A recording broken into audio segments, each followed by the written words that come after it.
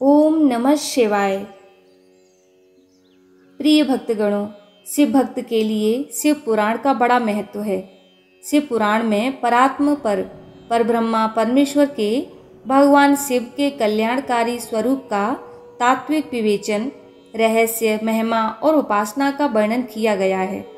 शिव पुराण का पठन करना, श्रद्धापूर्वक श्रवण करना सर्व साधन रूप है। शिव पुराण के अनुसार मनुष्य शिव भक्ति को पाकर श्रेष्ठतम स्थिति पर पहुंचता है, वह शिव पद को प्राप्त कर लेता है। इस पुराण को निस्वार्थ होकर श्रद्धा से श्रवण करने से मनुष्य सभी पापों से मुक्त होकर इस जीवन में बड़े बड़े उत्कृष्ट भोगों का उपभोग करके अंत में शिवलोक को प्राप्त हो जाता है। तो प्रिय भक्तगणों, आइए श्रवण करते हैं शिव पुराण का तीसरा अध्याय। चचुला का पाप से भय एवं संसार से वैराग्य। शिव पुराण का तीसरा अध्याय। सौनक जी ने कहा कि हे सूत जी, आप महाज्ञानी हैं। आपकी बताई हुई इस कथा को सुनकर मैं अत्यंत आनंदित हो गया। कृपया करके आप हमें ऐसी अन्य कथाएं और सुनाइए। तब सूत जी ने कहा कि हे सौनक, तुम शिव भक्तों में अत्यंत श्रेष्ठ हो, अतः मैं तुम्हें गोपनीय कथा वस्तु का भी ज्ञान देता हूँ। एक समय में समुद्र के निकट के प्रदेश में एक वास्कल नाम का ग्राम्य था। वहाँ पर महापापी द्विज रहते थे, जिनको वैदिक धर्म का ज्ञान नहीं था। वहाँ पर रहने वाले सारे लोग अत्यंत दुष्ट थे। उनको कोई भी धर्म की वस्तुओं पर विश्वास नहीं था। वो लोग न तो देवताओं पर भरोसा करते थे, न तो भाग्य पर। ऐसी कुटिल वृत्ति वाले लोगों का मन हमेशा दूषित विषयों में ही लगा रहता था। वे लोग अपने पास अत्यंत भयानक अस्त्र शस्त्र रखते थे। इन लोगों को ज्ञान, वैराग्य और सधर्म का कोई भी ज्ञान नहीं था। वहाँ पर द्विज के साथ अन्य जाति के लोग भी उनकी तरह ही रहते थे।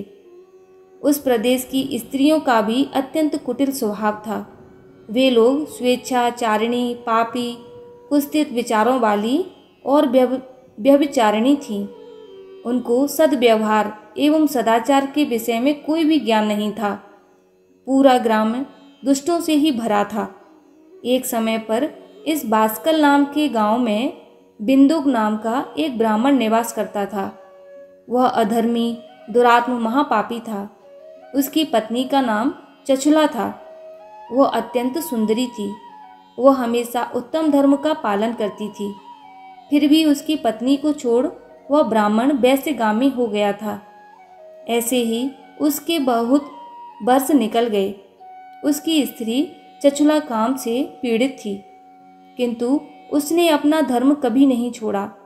वह दीर्घकालीन समय तक धर्म का पालन करती रही, परंतु अंत में ऐसे दुष्ट पति के साथ रहकर वह भी उसके प्रभाव से दुष्ट बन गई। ऐसे ही उन दो पति पत्नी का अधिकतर समय दुराचार में ही निकल गया। उसके बाद एक दिन वह दूषित बुद्धि वाले ब्राह्मण की मृत्यु हुई और वह नरक में जा पहुंचा। उसने बहुत समय तक नरक में दुख भोगे।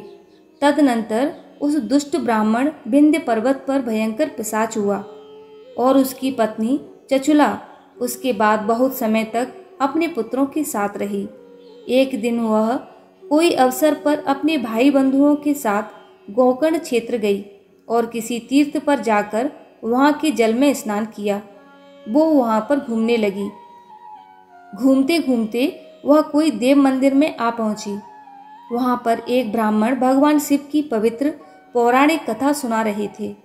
चचुला ने भी यह कथा सुनी। ब्राह्मण कथा सुनाते समय कह रहे थे कि जो स्त्रियां पर पुरुषों के साथ व्यभिचार करती हैं, जब वह मृत्यु को प्राप्त होती हैं तो यमलोक में दूत उनकी योनि में जले भुने लोहे का परिग डालते हैं। ऐसा सुनकर चचुला भयभीत हो गई और कांपने लगी। कथा समाप्त होने के बाद जब लोग वहाँ से चले गए, तब चचुला ने उस कथा को सुनाने वाले ब्राह्मण से पूछा हे ब्राह्मण, मुझे धर्म का ज्ञान नहीं है, अतः मेरे से दुराचार हो गया। आज इस कथा को सुनने के बाद मुझे बहुत डर लग रहा है। मैं यह सुनकर भय से कांप रही हूँ। इस संसार से मुझे वैराग्य हो गया है। मेरे जैसी पापी को धिक्कार है। मैं कुत्सित विषयों में फंसकर अपने धर्म से भ्रष्ट हो चुकी हूँ। मैं निंदनीय हो चुकी हूँ। मुझे किस प्रकार की घोर यात्राएं सहनी पड़ेंगी और कैसी दुर्गति मिलेगी। मेरे जैसी पापी की सहायता कौन करेगा। मृत्यु के बाद वह भयंकर यमदूत जो मुझे गले में फंदे डालकर ले जाएंगे, उनका सामना मैं किस प्रकार करूंगी। नरक में मुझ जैसी पापनी के टुकड़े किए जाएंगे तो वह मैं कैसे सहन कर पाऊंगी।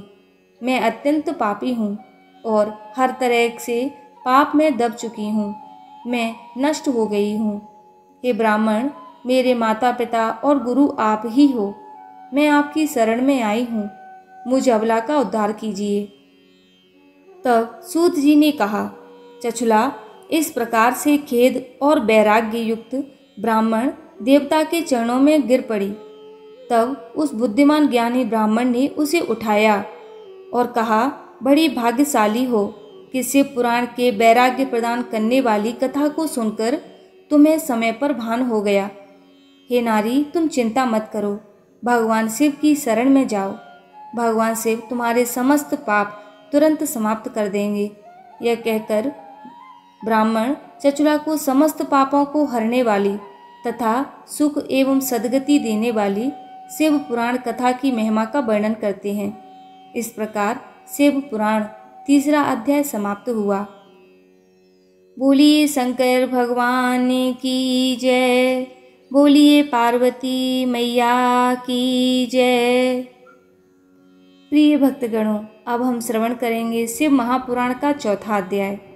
ब्राह्मण बोले, नारी, तुम बड़ी सौभाग्यशाली हो जो भगवान शंकर की कृपा से तुमने वैराग्यपूर्ण शिव पुराण की कथा सुनकर समय से अपनी गलती का एहसास कर लिया है। तुम डरो मत और भगवान शिव की शरण में जाओ। उनकी परम कृपा से तुम्हारे सभी पाप नष्ट हो जाएंगे।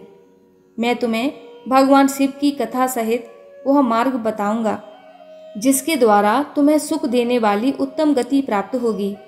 शिव कथा सुनने से तुम्हारी बुद्धि शुद्ध हो गई है और तुम्हें पश्चाताप हुआ है तथा मन में वैराग्य उत्पन्न हुआ है।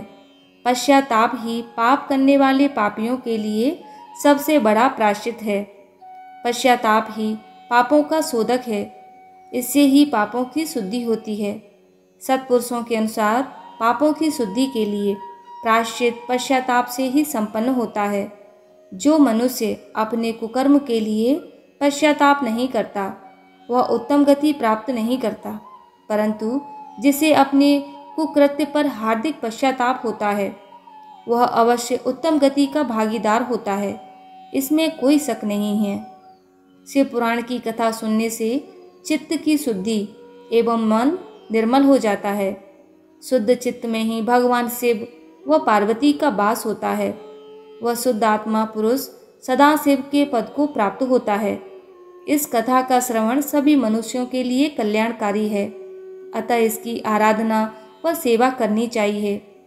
यह कथा भवबंधन रूपी रोग का नाश करने वाली है। भगवान शिव की कथा सुनकर हृदय में उसका मनन करना चाहिए। इससे चित्त की शुद्धि होती है। चित्त शुद्धि होने से ज्ञान और वैराग्य के साथ महेश्वर की भक्ति निश्चय ही प्रकट होती है तथा उनके अनुग्रह से दिव्य मुक्ति प्राप्त होती है। जो मनुष्य माया के प्रति आसक्त हैं वह इस संसार बंधन से मुक्त नहीं हो पाता। हे ब्राह्मण पत्नी, तुम अन्य विषयों से अपने मन को हटाकर भगवान शंकर की इस परम पावन कथा को सुनो। इससे तुम्हारे चित्त की शुद्धि होगी और तुम्हें मोक्ष की प्राप्ति होगी। जो मनुष्य निर्मल हृदय से भगवान शिव के चरणों का चिंतन करता है उसकी एक ही जन्म में मुक्ति हो जाती है। सूत जी कहते हैं, सौनक, यह कहकर वे ब्राह्मण चुप हो गए। उनका हृदय करुणा से भर गया। वे ध्यान में मग्न हो गए। ब्राह्मण का उक्त उपदेश सुनकर चंचला के नेत्रों में आनंद के आंसू छलक आए। वह हर्ष भरे हृदय से ब्राह्मण देवता के चरणों में गिर गई और हाथ जोड़कर बोली कि मैं कृतार्थ हो गई। हे ब्राह्मण, शिव भक्तों में श्रेष्ठ स्वामिन आप धन्य हैं। आप परमार्थदर्शी हैं और सदा परोपकार में लगे रहते हैं। साधु, मैं नरक के समुद्र में गिरी रही, कृपा कर मेरा उद्धार कीजिए। जिस पौराणिक व अमृत के समान सुंदर शिव पुराण कथा की बात आपने की है, उसे सुनकर ही मेरे मन में वैराग्य उत्पन्न हुआ है। उस अमृतमय शिव पुराण कथा को सुनने के लिए मेरे मन में बड़ी श्रद्धा हो रही है। कृपया आप मुझे उसे सुनाइए। सूत जी कहते हैं, शिव पुराण की कथा सुनने की इच्छा मन में लिए हुए चंचुला उन ब्राह्मण देवता की सेवा में वही रहने लगी। उस गोकर्ण नामक महाक्षेत्र में उन ब्राह्मण देवता के मुख से चंचुला शिव पुराण की भक्ति, ज्ञान और वैराग्य बढ़ाने वाली और मुक्ति देने वाली परम उत्तम कथा को सुनकर कृतार्थ हुई। उसका चित्त शुद्ध हो गया। वह अपने हृदय में शिव के सगुण रूप का चिंतन करने लगी। वह सदैव शिव के सच्चिदानंदमय स्वरूप का स्मरण करती थी। तत्पश्चात अपना समय पूर्ण होने पर चंचुला ने बिना किसी कष्ट के अपना शरीर त्याग दिया। उसे लेने के लिए एक दिव्य विमान वहां पहुंचा। वह विमान शोभा साधनों से सजा था एवं शिवगणों से सुशोभित था। चंचुला विमान से शिवपुरी पहुंची। उसके सारे पाप धुल गए। वह दिव्यांगना हो गई। वह गौरांगी देवी मस्तक पर अर्धचंद्र का मुकुट व अन्य दिव्य आभूषण पहने शिवपुरी पहुंची। वहां उसने सनातन देवता त्रिनेत्रधारी महादेव शिव को देखा। सभी देवता उनकी सेवा में भक्ति भाव से उपस्थित थे। उनकी अंग कांति करोड़ों सूर्यों के समान प्रकाशित हो रही थी। 5 मुख और हर मुख में 3-3 नेत्र थे। मस्तक पर अर्धचंद्राकार मुकुट और शोभायमान हो रहा था। कंठ में नील चिन्ह था। उनके साथ में देवी गौरी विराजमान थीं, जो विद्युत पुंज के समान प्रकाशित हो रही थीं। महादेव जी की कांति कपूर के समान गौर थी। उनके शरीर पर श्वेत वस्त्र थे और शरीर श्वेत भस्म से युक्त था। इस प्रकार भगवान शिव के परम उज्ज्वल रूप के दर्शन कर चंचला बहुत प्रसन्न हुई। उसने भगवान को बारंबार प्रणाम किया और हाथ जोड़कर प्रेम, आनंद और संतोष से युक्त होकर के विनीत भाव से खड़ी हो गई। उसके नेत्रों से आनंद श्रुओं की साथ धारा बहने लगी। भगवान शंकर व भगवती गौरी उमा ने करुणा के साथ सौम्य दृष्टि से देखकर चंचला को अपने पास बुलाया। गौरी उमा ने उसे प्रेम पूर्वक अपनी सखी बना लिया। चंचला सुखपूर्वक भगवान शिव के धाम में उमा देवी की सखी के रूप में निवास करने लगी। बोलिए पार्वती मैया की जय। बोलिए शंकर भगवान की जय। प्रिय भक्तगणों, अब हम श्रवण करेंगे शिव महापुराण महात्मा का अध्याय 5। सूत जी बोले, सौनक जी, एक दिन चंचुला आनंद में मग्न उमा देवी के पास गई और दोनों हाथ जोड़कर उनकी स्तुति करने लगी। चंचुला बोली कि हे गिरिजा राज नंदिनी स्कंद माता उमा, आप सभी मनुष्यों एवं देवताओं द्वारा पूज्य तथा समस्त सुखों को देने वाली हैं। आप शंभु प्रिया हैं। आप ही सगुणा और निर्गुणा हैं। हे सच्चिदानंद स्वरूपिणी, आप ही प्रकृति की पोषक हैं। हे माता, आप ही संसार की सृष्टि, पालन और संहार करने वाली हैं। आप ही ब्रह्मा, विष्णु और महेश को उत्तम प्रतिष्ठा देने वाली परम शक्ति हैं। सूत जी बोले, सौनक, सद्गति प्राप्त चंचला इस प्रकार देवी की स्तुति कर शांत हो गई। उनकी आंखों में प्रेम के आंसू उमड़ आए। तब शंकर प्रिया भक्त वत्सला उमा बोली। उमा देवी ने बड़े प्रेम से चंचुला को चुप कराते हुए कहा, सखी चंचुला, मैं तुम्हारी स्तुति से प्रसन्न हूँ। बोलो, क्या वर मांगती हो? चंचुला बोली, हे गिरिराज कुमारी, मेरे पति विदुंग इस समय कहाँ हैं? उनकी कैसी गति हुई है, मुझे बताइए, और कुछ ऐसा उपाय कीजिए ताकि हम फिर से मिल सकें। हे महादेवी, मेरे पति एक शूद्र जाति वेश्या के प्रति आसक्त थे और पाप में ही डूबे रहते थे। गिरिजा बोली, बेटी, तुम्हारा पति विदुंग बड़ा पापी था। उसका अंत बड़ा भयानक हुआ। वेश्या का उपभोग करने के कारण वह मूर्ख नरक में अनेक वर्षों तक अनेक प्रकार के दुख भोगकर अब शेष पाप को भोगने के लिए विंध्या पर्वत पर पिशाच की योनि में रह रहा है। वह दुष्ट वहीं वायु पीकर रहता है और सब प्रकार के कष्ट सहता है। सूत जी कहते हैं, सौनक, गौरी देवी की यह बात सुनकर चंचुला अत्यंत दुखी हो गई। फिर मन को किसी तरह स्थिर करती हुई दुखी हृदय से माँ गौरी ने उसने एक बार फिर पूछा, हे महादेवी, मुझ पर कृपा कीजिए और मेरे पापी पति का अब उद्धार कीजिए। कृपया करके मुझे यह उपाय बताइए जिससे मेरे पति को उत्तम गति प्राप्त हो सके। कृपया गौरी देवी ने कहा, यदि तुम्हारा पति विदुंग शिव पुराण की पुण्यमयी उत्तम कथा सुने तो वह दुर्गति को पार करके उत्तम गति का भागी हो सकता है। अमृत के समान मधुर गौरी देवी का यह वचन सुनकर चंचुला ने दोनों हाथ जोड़कर मस्तक झुकाकर उन्हें बारंबार प्रणाम किया तथा प्रार्थना की कि मेरे पति को शिव पुराण सुनाने की व्यवस्था कीजिए।